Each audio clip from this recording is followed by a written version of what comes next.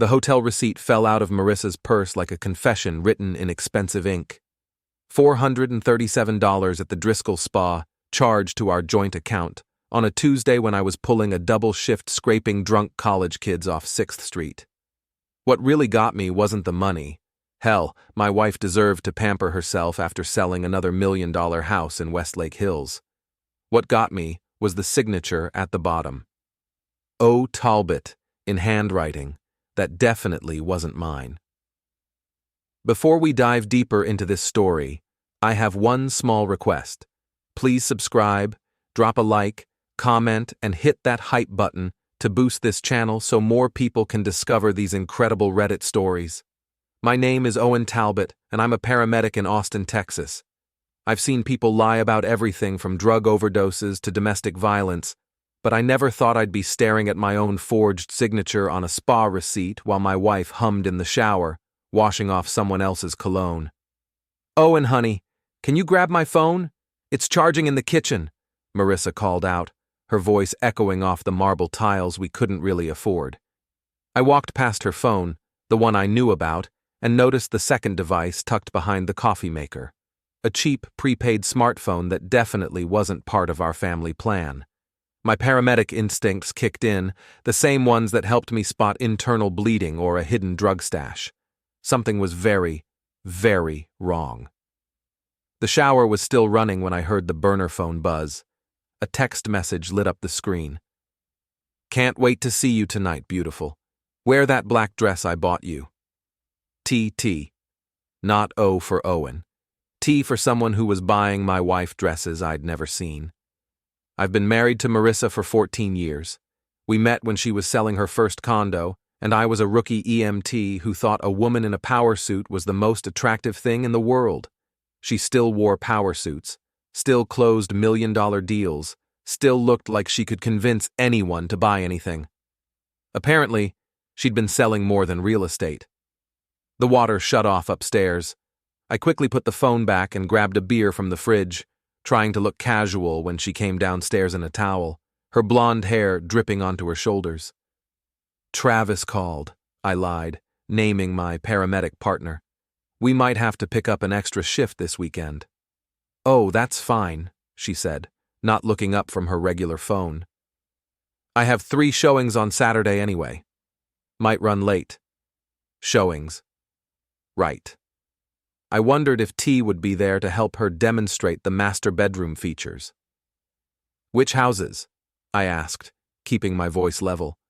"Just some properties in Tarrytown, nothing too exciting." She was already typing on her phone, probably texting T about how her stupid husband bought the lie. Our daughters, Sophie and Mia, thundered down the stairs in their school uniforms, backpacks bouncing, 12 and 9 years old, still innocent enough to believe their parents' marriage was solid. Sophie had Marissa's sharp intelligence and my stubborn streak. Mia was pure sunshine, the kind of kid who made even the worst shifts seem worthwhile. "Dad, can you drive us today?" Sophie asked. "Mom's car smells like that gross perfume again." Marissa shot her a look. "It's not gross, it's expensive." "Same thing," Sophie muttered, and I had to hide my smile. Smart kid. I dropped the girls at school and headed to the station, but I couldn't shake the image of that text message. The black dress T had bought her. I'd never seen Marissa in a black dress, which meant she was keeping it somewhere else. Maybe at T's place. Maybe in her car. Maybe in a whole other life I knew nothing about.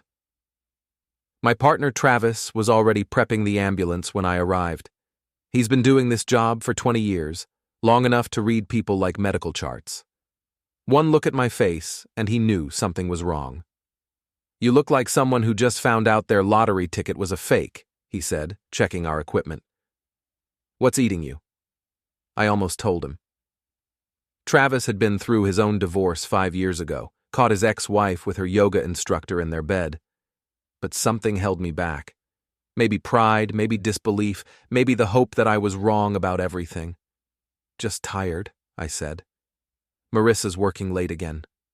"Selling houses or buying trouble?" Travis asked, then caught my expression. "Sorry, man. That was out of line." No, it wasn't, I said quietly. That's exactly what I'm afraid of. We got called to a fender bender on Mopac, nothing serious. But while I was taking vitals on a shaken soccer mom, my phone buzzed. Text from Marissa. Showing ran long. Don't wait up. Love you. It was 11 in the morning. What kind of showing started before noon and ran long enough to keep her out past my bedtime? When we got back to the station, I did something I'd never done before. I called Marissa's brokerage. Hi, this is Owen Talbot, Marissa's husband. She left her lunch at home and I wanted to drop it by. Is she in the office today? Oh, Mr. Talbot, no, Marissa's taking a personal day today. She called in this morning. Should I take a message? Personal day, while texting me about showings that didn't exist. I hung up and stared at my phone. 14 years of marriage, 2 kids, a mortgage, and a life I thought I understood. All of it built on what was starting to look like a foundation of lies. That evening, I picked up the girls from their after-school program and took them for pizza. Sophie was quiet, picking at her pepperoni, while Mia chattered about her science project on volcanoes. Where's Mom? Sophie finally asked. Working late. You know how it is. She's always working late now, Sophie said. And she's different. Happier, but not with us. Like she's got a secret. Out of the mouths of babes. My 12-year-old daughter had noticed what I'd been trying to ignore for months. We got home around 8, and Marissa's car wasn't in the driveway. I helped the girls with homework, read Mia a story, and listened to Sophie practice violin. Normal dad stuff, except nothing felt normal anymore. Marissa finally came home at 10:30, carrying her heels and looking like she'd been somewhere that required the good jewelry I'd bought her for our anniversary. How was your day? She asked, kissing my cheek. Her lipstick was gone, and she smelled like cologne I didn't recognize. Quiet. How were your showings? Exhausting. 3 different properties, all demanding clients. She was already heading upstairs. I'm going to take a bath and go to bed. I waited until I heard the water running, then went to check her car. In the glove compartment, underneath the insurance papers and breath mints, I found a hotel keycard. The Driscoll Hotel. The same place she'd charged that spa treatment to our joint account. My hands were shaking as I put the keycard back. This wasn't suspicion anymore. This was evidence. The next morning, after Marissa left for her client breakfast and the girls were at school, I drove to the Driscoll Hotel. I didn't have a plan, just a need to see if the keycard still worked, if there was a room registered under our name or someone else's. I was sitting in the lobby, trying to figure out my next move, when a woman sat down in the chair next to mine. She was stunning in that effortless way some women have, with dark hair and green eyes that looked like they'd seen their share of disappointments. You look like a man who just found out his wife is cheating, she said quietly. I turned to stare at her. Excuse me? Your wife and my husband are together, she continued, her voice calm and matter-of-fact. Her name is Marissa. She sells real estate, drives a white BMW, and she's been meeting my husband Troy here every Tuesday and Thursday for the past 3 months. The lobby suddenly felt like it was spinning. Who are you? Elena Foster, she said, extending her hand. And I think it's time we had a conversation. Elena Foster looked like the kind of woman who could dismantle your life with a spreadsheet and a smile. She was sitting across from me at Mozart's Coffee Roasters, a manila folder thick with evidence spread between us, like a battle plan. Your wife is very photogenic, Elena said, sliding a photograph across the table. It showed Marissa and a man I didn't recognize walking into the Driscoll Hotel, his hand on the small of her back in a way that was definitely not professional. The man was tall, muscular, with the kind of artificially perfect smile that screamed personal trainer or life coach. He looked like he'd never worked a real job in his life, the kind of guy who called everyone bro and posted workout videos on Instagram. That's Troy, Elena continued. My husband of 8 years. He owns a gym in South Austin and specializes in helping bored housewives find their inner fitness goddess. She said the last part with enough acid to strip paint.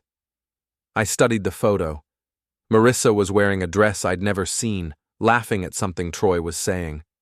She looked happy in a way I hadn't seen in months, maybe years. "How long have you known?" I asked.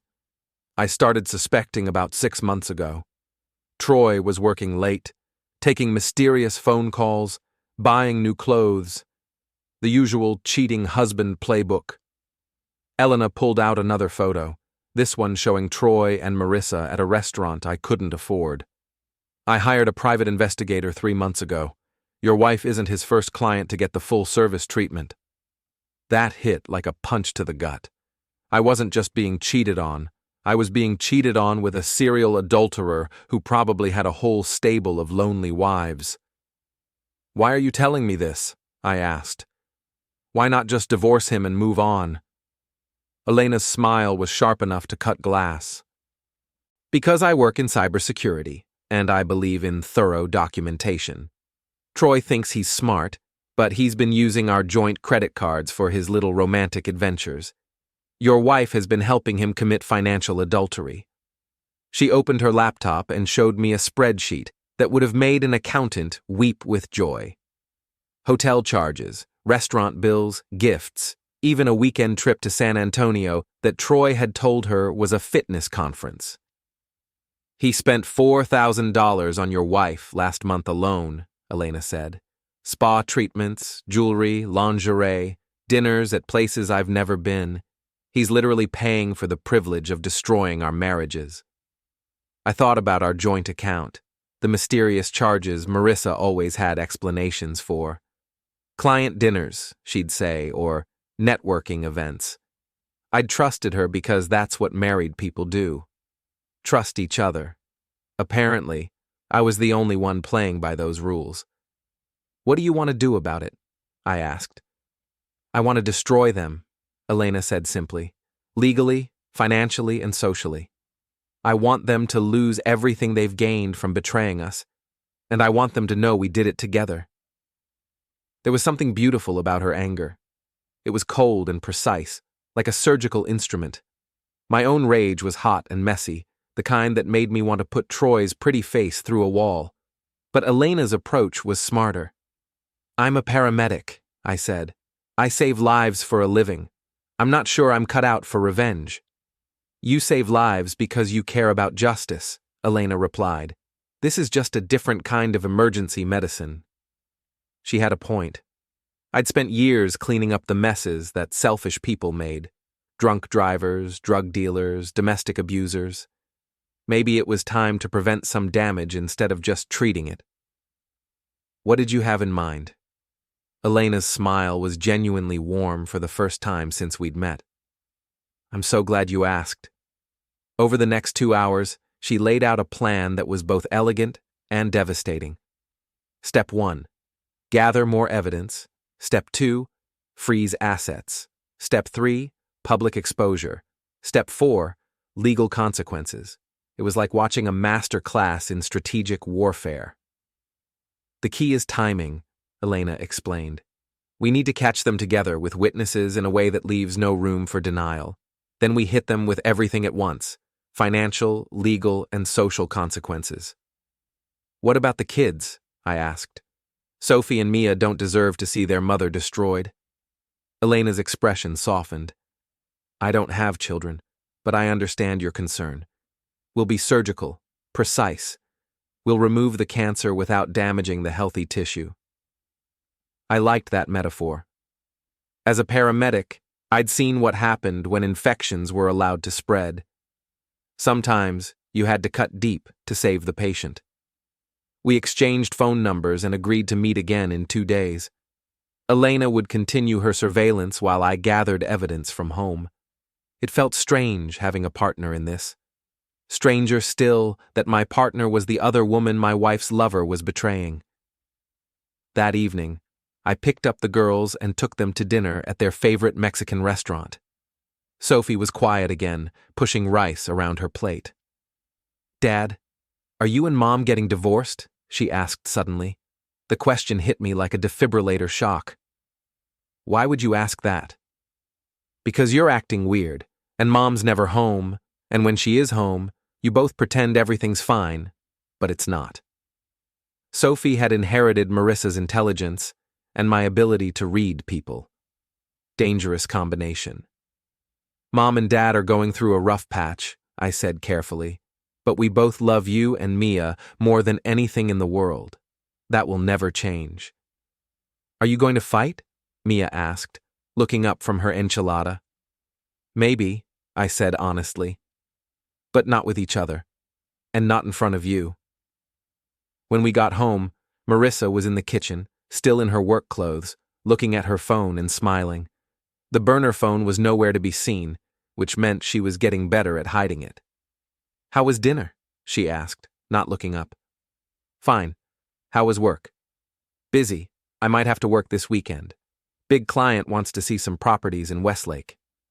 More lies, delivered with the same casual tone she used to ask me to take out the trash. I wondered if Troy would be helping her with this weekend's showings. After the girls went to bed, I sat in my home office and did something I'd never thought I'd have to do. I started documenting my own marriage, bank statements, credit card bills, phone records, anything that might show a pattern of deception. What I found made my stomach turn. Over the past 6 months, Marissa had withdrawn nearly $10,000 in cash from our joint account. Small amounts, never enough to trigger my attention, but adding up to a significant chunk of our savings. Money that was supposed to be for the girls' college funds, for our retirement, for the life we were supposed to be building together. I also found charges I'd never noticed before, restaurants I'd never been to, hotels and cities Marissa had never mentioned visiting, purchases at stores that specialized in lingerie and men's clothing. She'd been living a double life on our dime, and I'd been too trusting to notice. My phone buzzed. Text from Elena. Found something interesting. Can you meet tomorrow at lunch? I texted back, yes, and I found some things too. The next day dragged by.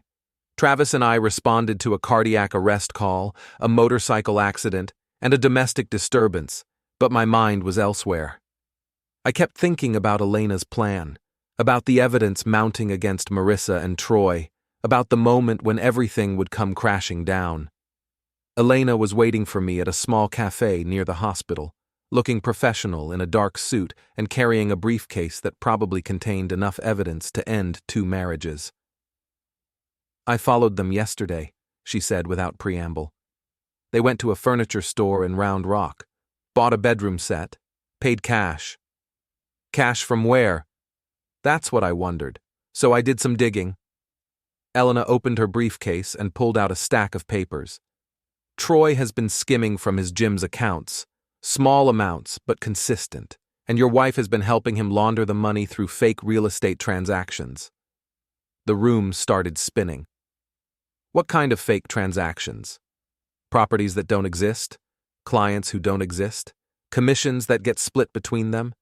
It's actually quite clever, if you don't mind committing fraud. Fraud. My wife wasn't just cheating on me, she was committing crimes with her lover. This was bigger than infidelity. This was the kind of thing that could put them both in prison. We need to be careful, I said. If we're dealing with actual crimes, we need to involve the authorities.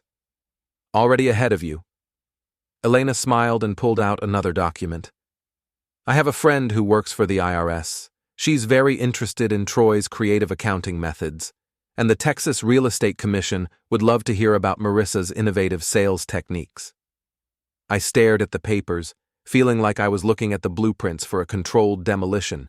Elena wasn't just planning to destroy their relationship, she was planning to destroy their careers, their finances, and possibly their freedom. This is serious, I said. So is stealing from your spouse and committing fraud, Elena replied. They made their choices. Now they get to live with the consequences. She was right. Marissa and Troy had escalated this beyond simple adultery. They'd turned their affair into a criminal enterprise, using my money and Elena's money to fund their betrayal. They deserved whatever was coming to them. What's the next step? I asked. Elena's smile was predatory. We catch them in the act, and this time, We make sure the whole world is watching. The plan was elegant in its simplicity. Elena had discovered that Troy and Marissa had a standing reservation every Thursday at the Driscoll Hotel's spa. They'd booked a couple's massage package under fake names, paying cash, thinking they were invisible. What they didn't know was that Elena's private investigator had befriended one of the spa employees, who was more than happy to provide inside information for the right price. "They'll be there tomorrow at 2, Elena said, reviewing the details over coffee. "Private suite, champagne service, the full romantic package. Paid for with money Troy skimmed from his gym and your wife laundered through her fake sales."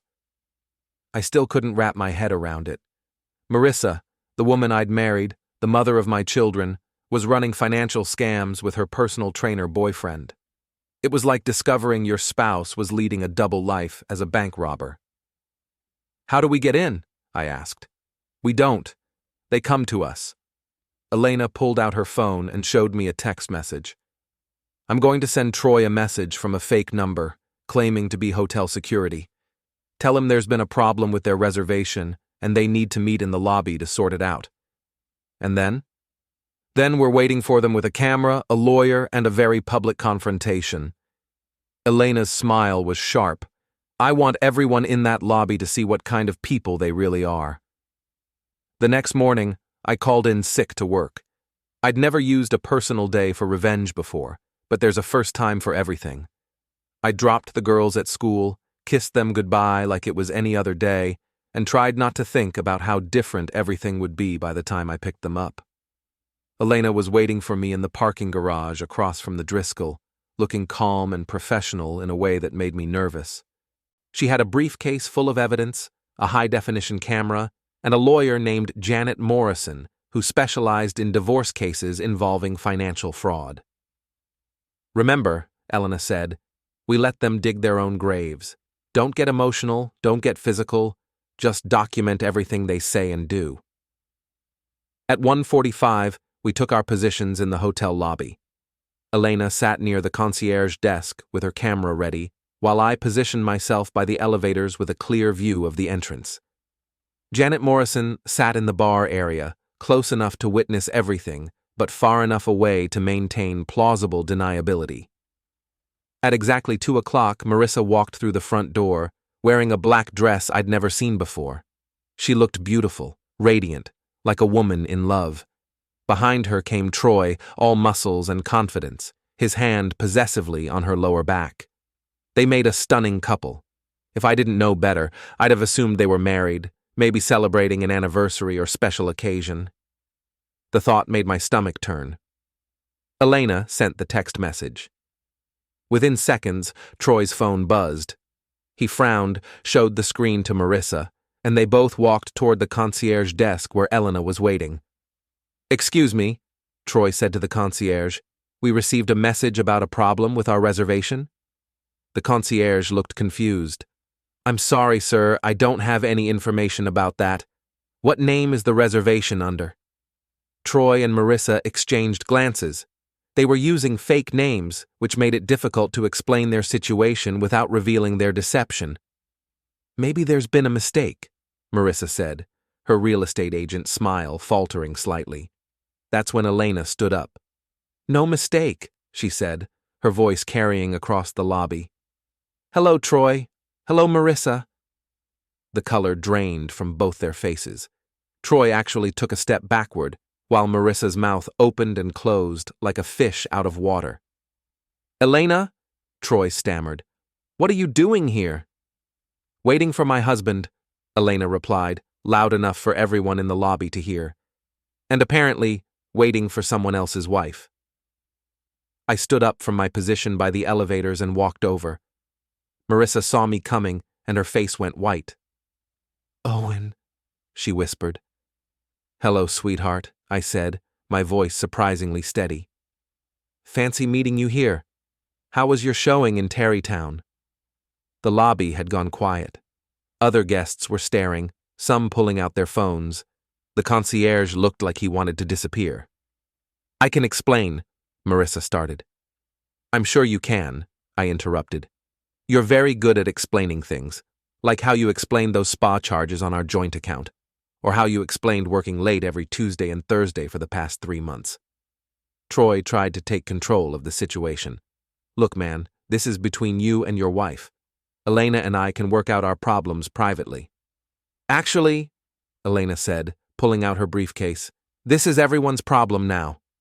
She opened the case and pulled out a thick folder of photographs, bank statements, and legal documents.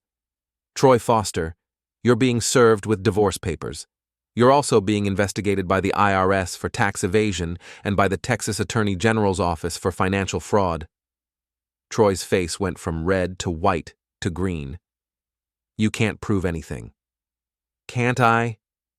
Elena pulled out a photograph of Troy and Marissa at the furniture store. This shows you purchasing a bedroom set with cash that you stole from your gym's accounts.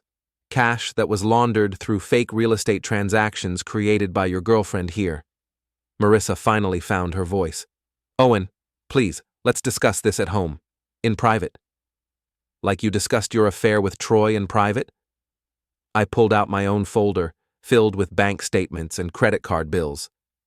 $10,000, Marissa. You stole $10,000 from our daughter's college fund to finance your little romance. The lobby was completely silent now, except for the sound of phones recording. This was going to be all over social media within hours. I didn't steal anything, Marissa protested. That's our money. I have every right to spend it. On hotel rooms with another man, on lingerie for your boyfriend, on furniture for the love nest you two were setting up. My voice was getting louder, but I didn't care. You committed fraud, Marissa. You and Troy created fake real estate deals to hide the money he was stealing from his business. Troy tried to grab Elena's arm. You're making a mistake. This is all a misunderstanding. Elena jerked away from him. Don't touch me.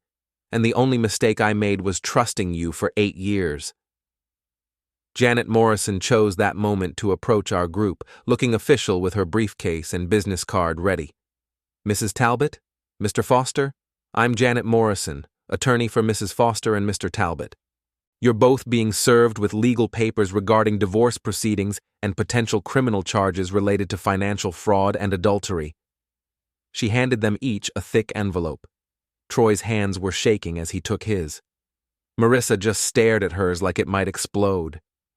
This is insane, Troy said. You can't destroy our lives over a misunderstanding. Misunderstanding? I laughed, and it came out harsh and bitter. You've been screwing my wife for 3 months, stealing money from your gym, and committing fraud with fake real estate deals. Which part of that did we misunderstand? The part where you think you can ruin us, Marissa said, her real estate agent persona finally cracking.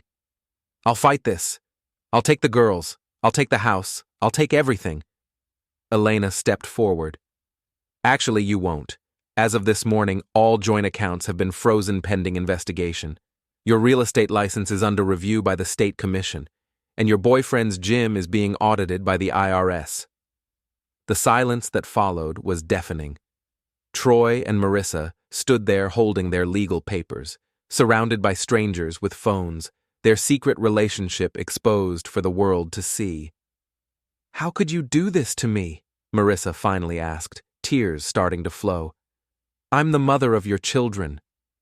You should have thought about that before you decided to become a criminal, I replied. Sophie and Mia deserve better than a mother who steals from their college fund to pay for her affair. Troy tried one last time to salvage the situation. Look, we can work this out. Nobody has to get hurt here. Too late for that, Elena said. You hurt us first. Now you get to see how it feels. She nodded to me, and we walked toward the exit, leaving Troy and Marissa standing in the lobby with their legal papers and their shattered secret life. As we reached the door, I heard Marissa call out, Owen, wait, please. I turned back one last time. She was crying now, mascara running down her cheeks, the black dress that Troy had bought her wrinkled and stained with tears. 14 years, Marissa, I said. 14 years, 2 beautiful daughters, and a life we built together. You threw it all away for a personal trainer who steals from his own business. I hope it was worth it." Then Elena and I walked out into the Austin sunshine, leaving our cheating spouses to face the consequences of their choices. The war was just beginning. The video went viral within 6 hours. Someone in the Driscoll lobby had live-streamed our confrontation, and by Thursday evening, "Cheating wife and personal trainer exposed" was trending on TikTok. The comments were brutal but satisfying.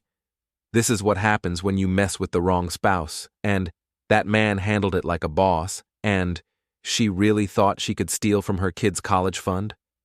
Elena called me that evening while I was helping the girls with homework, trying to maintain some normalcy in a world that had just exploded. "Have you seen the video?" she asked. "Travis sent it to me. I can't believe how many people are watching it. 2 million views and counting. Your wife and Troy are about to become very famous for all the wrong reasons." I stepped outside to continue the conversation away from Sophie and Mia. "How are you handling this?" "Better than I expected. It's amazing how good revenge feels when it's justified." Elena paused. "How are the girls taking it?" "I haven't told them the details yet. Just that their mother and I are having problems, and she won't be staying here for a while." "Where is she staying?" "I have no idea.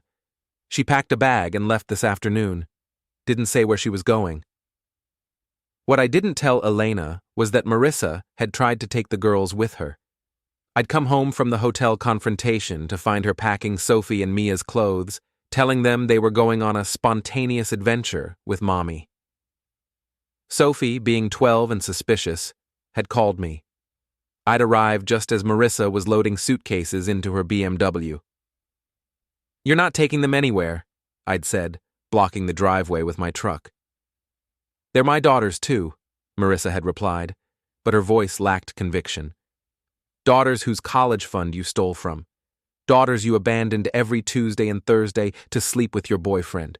You want to see them, you can do it through supervised visitation." The fight that followed wasn't pretty. Marissa screamed, cried, and threatened to call the police.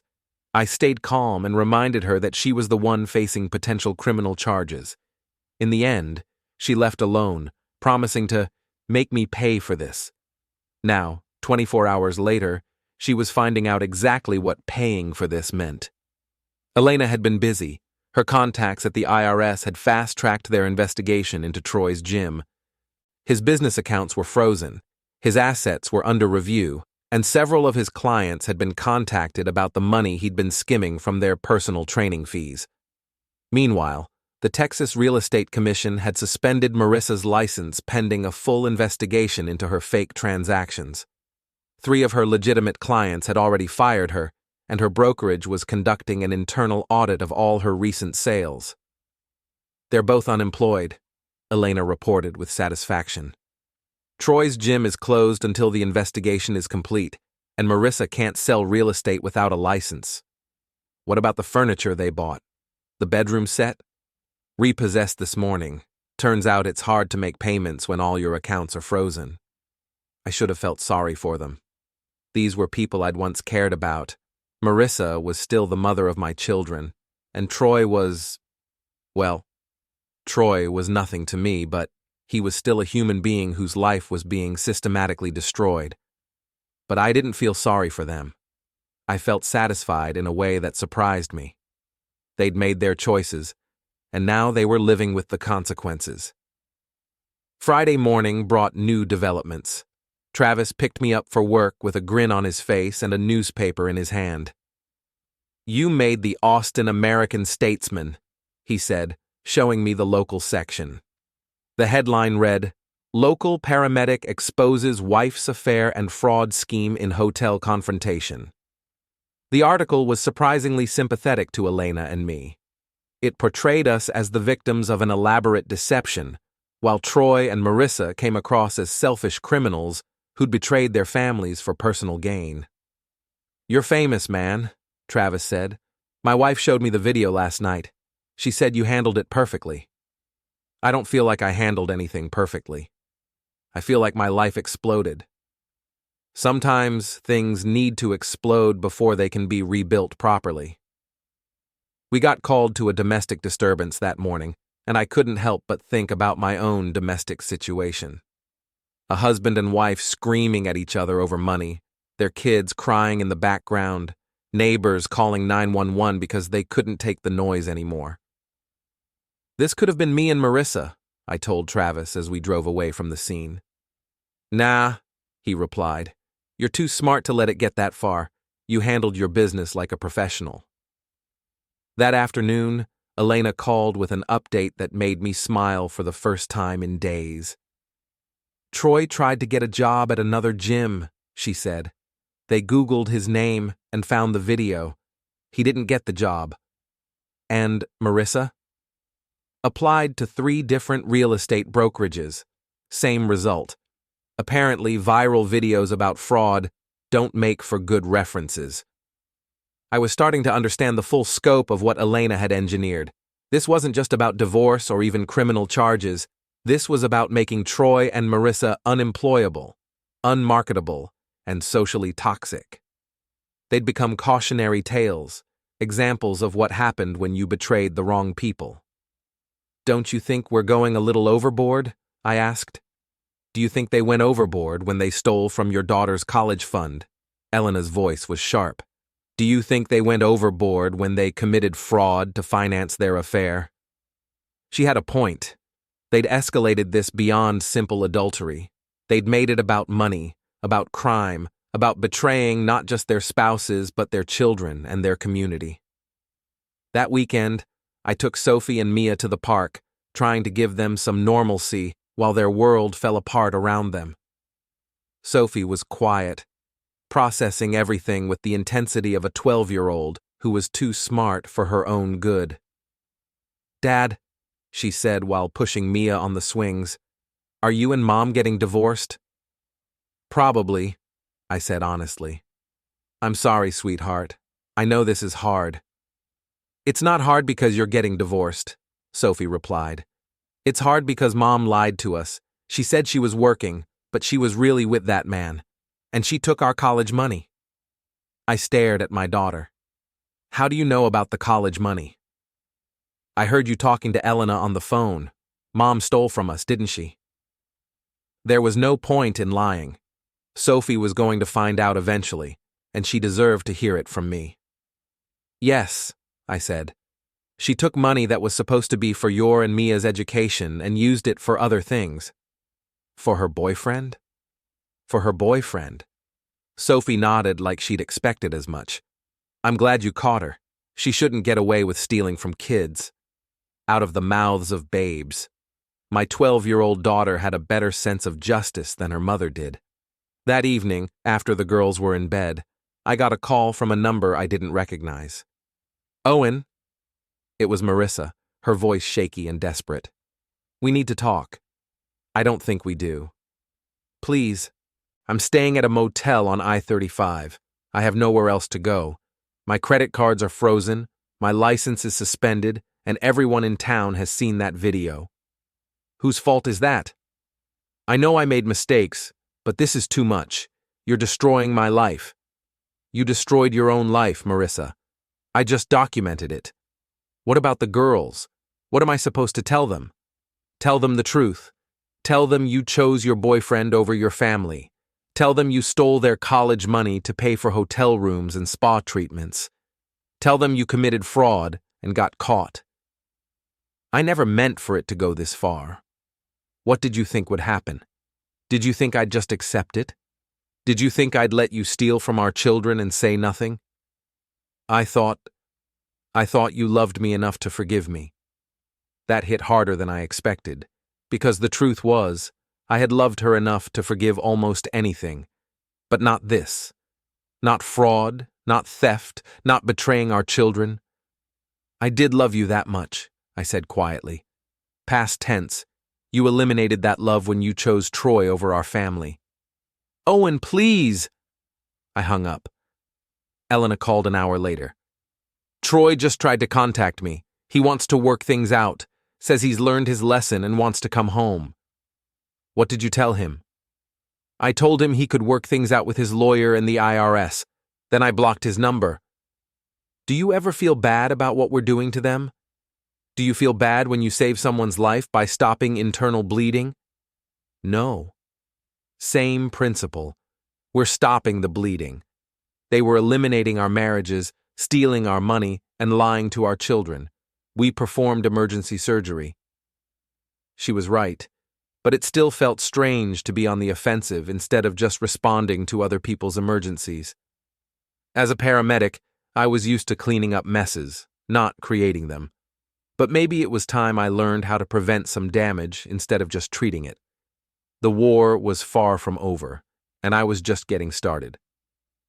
Monday morning brought news that changed everything. Elena called while I was getting the girls ready for school, her voice tight with controlled fury. "They're fighting back," she said. "Troy hired a lawyer, a good one, and apparently so did Marissa." I stepped outside, away from Sophie and Mia. "What kind of fighting back?" "They're claiming we orchestrated the whole thing. Entrapment, harassment, conspiracy to commit defamation. Troy's lawyer is saying we set them up and destroyed their reputations maliciously. Can they make that stick? I don't know. But they're also claiming that our evidence was obtained illegally and that the viral video violates their privacy rights." This was exactly what I'd been afraid of. We'd been so focused on exposing them that we hadn't considered how they might retaliate. Now they had lawyers, and lawyers had a way of turning victims into villains. "What do? We get better lawyers," Elena said grimly, "and we prepare for a real war." I dropped the girls at school and headed to work, but I couldn't focus. Every call felt like a distraction from the legal battle that was brewing. Travis noticed my distraction during a routine transport. "You look like a man who just found out his lottery ticket was counterfeit," he said. "Marissa and Troy lawyered up. They're claiming we set them up." "Did you?" "We caught them cheating and stealing. Everything we did was legal." "Then you'll be fine. Truth is a pretty good defense." But I wasn't sure it would be that simple. Rich people with good lawyers had a way of rewriting history, and Troy's gym had been successful enough to afford expensive legal representation. That afternoon, I got served with papers of my own. Marissa was suing me for defamation, harassment, and intentional infliction of emotional distress. She was also demanding immediate joint custody of Sophie and Mia, claiming I'd poisoned them against her. Elena got served the same day. We met at our usual cafe to compare legal documents and plan our response. "They want $50,000 each in damages," Elena said, reading through Troy's lawsuit, "plus attorney fees and a public apology." "Marissa wants the house, half my pension, and joint custody," I replied. "She's also claiming I'm an unfit parent because I exposed the children to adult conflicts. The audacity is breathtaking. She steals from her own children and then claims you're the unfit parent. Her lawyer is good. Look at this language." I showed Elena a passage from Marissa's filing. She's not denying the affair or the financial irregularities. She's just claiming we had no right to expose them publicly. So they admit they're guilty, but they want to be guilty in private. Exactly. We spent the next hour reviewing our options with Janet Morrison, who'd agreed to represent both of us in the divorce proceedings. Janet was a small woman with steel gray hair and the kind of sharp intelligence that made opposing lawyers nervous. "They have a point about the public nature of the confrontation," Janet admitted. "Texas law protects people from having their private affairs broadcast without consent, even if those affairs are morally questionable." "But they were committing crimes," I protested. "Fraud, theft, tax evasion. Alleged crimes. Until they're convicted, they're just accused criminals, and accused criminals have rights too." This was getting complicated in ways I hadn't anticipated. Elena and I had been so focused on justice that we'd overlooked the legal niceties that protected people from vigilante justice. "What's our best-case scenario?" Elena asked. "We prove the fraud and theft, get them convicted of actual crimes, and their lawsuits become irrelevant. Convicted criminals can't successfully sue their victims for exposing their crimes." And worst-case scenario? They convince a jury that you two are vindictive ex-spouses who destroyed their lives over a simple affair, and you end up paying them damages. The thought of paying Troy and Marissa for the privilege of catching them stealing from me made my stomach turn.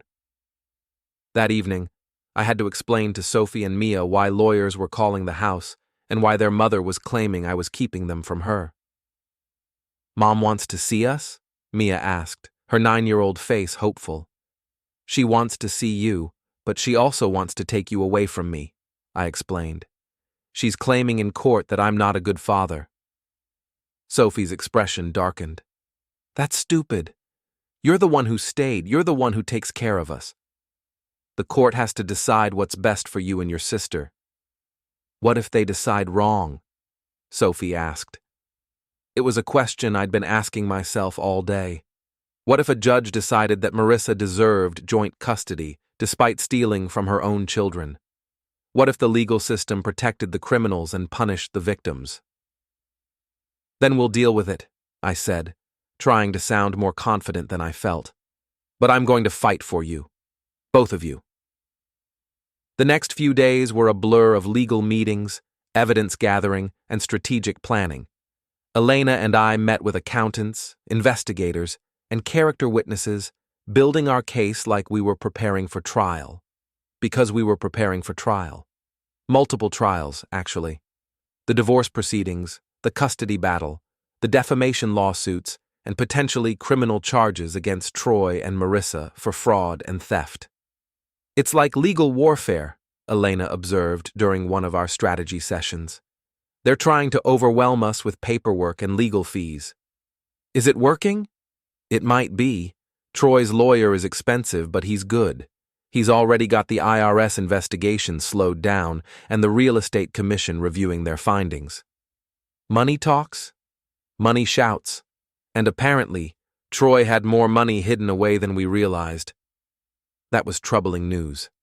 If Troy had secret accounts or assets that hadn't been frozen, he could afford to drag this out indefinitely. Meanwhile, Elena and I were burning through our savings paying for legal representation. Wednesday brought another complication. I got a call from Sophie's school principal. "Mr. Talbot, we need to discuss Sophie's behavior. She got into a fight with another student who made comments about the viral video." I drove to the school immediately, finding Sophie sitting in the principal's office with a split lip and a defiant expression. "What happened?" I asked. "Madison Chen said you and Mom were getting divorced because you're crazy and mean," Sophie replied. "She said her mom saw the video and said you were a bully who attacked Mom in public." The principal, Mrs. Rodriguez, looked uncomfortable. "Sophie punched Madison and told her that her mother was a thief and a liar. We can't have students fighting over their parents' personal problems." "I wasn't fighting over personal problems," Sophie said hotly. "I was defending my dad. And Mom is a thief. She stole our college money." "Sophie," I said gently, "you can't hit people just because they say things you don't like." "Even when they're lying?" "Even when they're lying." Mrs. Rodriguez cleared her throat. "Mr. Talbot, perhaps Sophie would benefit from counseling. This situation is clearly affecting her emotional well-being. More complications, more expenses, more ways for Marissa's lawyers to claim I was an unfit parent who couldn't protect his children from the consequences of his actions." That evening, Elena called with news that made everything worse. "Troy's gym is reopening," she said. "His lawyer got the IRS to lift the freeze on his business accounts pending the investigation. How is that possible? Expensive lawyers and procedural challenges. They're claiming the freeze was improper and that Troy's business is being damaged by unproven allegations. What about the evidence we gathered? Still valid, but it's going to take months to work through the legal system. Meanwhile, Troy gets to go back to work and rebuild his reputation. And Marissa? Her real estate license is still suspended, but she's working as an assistant to another agent. Technically legal, and it gives her income while the investigation continues." I hung up, feeling like we were losing ground. Our surprise attack had worked initially, but Troy and Marissa had regrouped and were fighting back with weapons we couldn't match. expensive lawyers, procedural delays, and the presumption of innocence. That night, I lay in bed staring at the ceiling, wondering if we'd made a terrible mistake. Maybe we should have handled this quietly, through lawyers and private investigators, instead of turning it into a public spectacle. But then I thought about the $10,000 Marissa had stolen from Sophie and Mia's college fund. I thought about the fake real estate deals and Troy's skimming from his gym's accounts. I thought about the lies, the betrayal, and the arrogance of two people who thought they could destroy their families without consequences. No. We'd done the right thing. The fact that they were fighting back just proved how much they had to lose.